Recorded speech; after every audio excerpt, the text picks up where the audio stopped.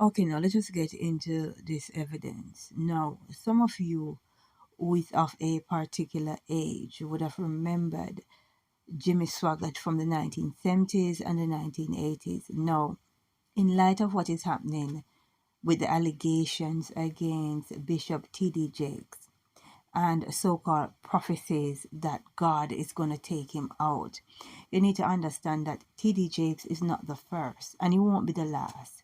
And I don't think T.D. Jakes is as big as Jimmy Swaggart and Jim Baker. Or should I say Jim Baker? Right. I don't think T.D. Jakes is as big as them. And they were taken out for all to see. Let us get into this evidence from Los Angeles Times. Date February 2nd, 1988. Swaggart stepped down after public confession. Evangelist admits moral sins. Leaves for indefinite period. Popular evangelist Jimmy Swaggart, under church investigation reportedly for adultery, tearfully confessed Sunday that he had sinned and he will leave the pulpit for an indefinite period, marking the second major blow to television evangelism within a year. I beg your forgiveness. Swaggart besieged 7,000 worshippers at his World Faith Center in Baton Rouge, Louisiana, embraced by his wife Frances and applauded frequently by his faithful.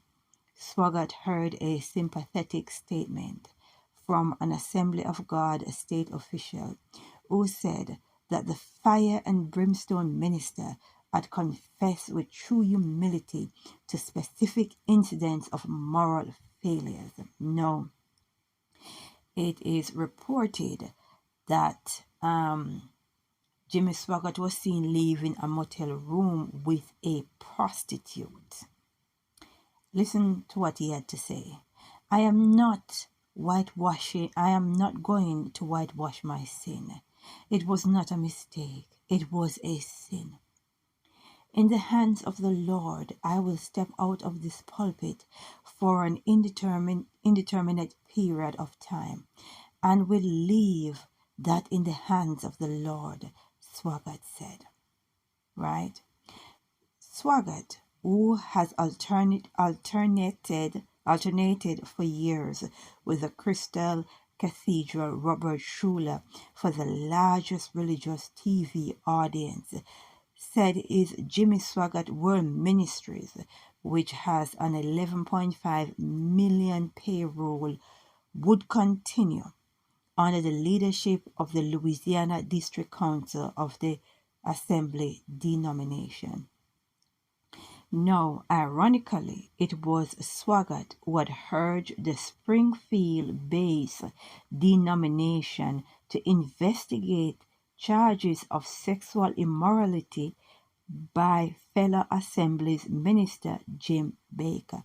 Now, we'll be talking about Jim Baker separately, but understand that Jimmy Swaggart in the 1980s, back in the day, he was on television crying, as we Jamaicans would say, cry for money, right? This man was smooth like silk. T.D. Jakes got nothing on Jimmy Swaggart and Jim Baker. T.D. Jakes got nothing on them.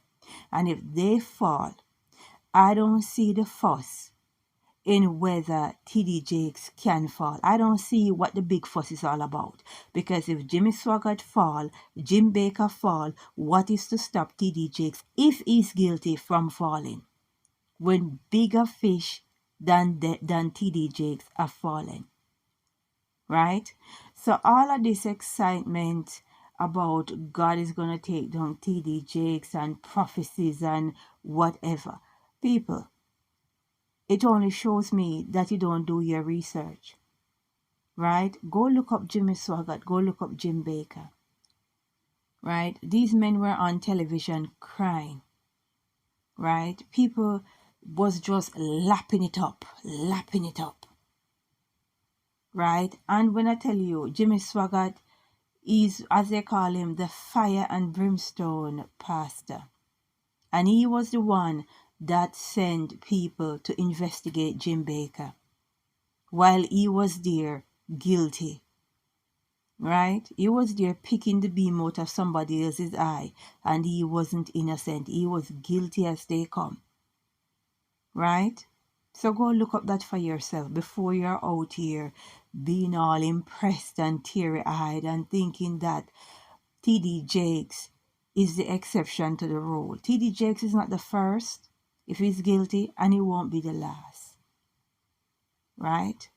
We need to go and do some research, connect some dots, and understand the Most High is definitely in control. And if TD Jakes is guilty, we all shall see, right? We need to pray and say, glory be to the Most High.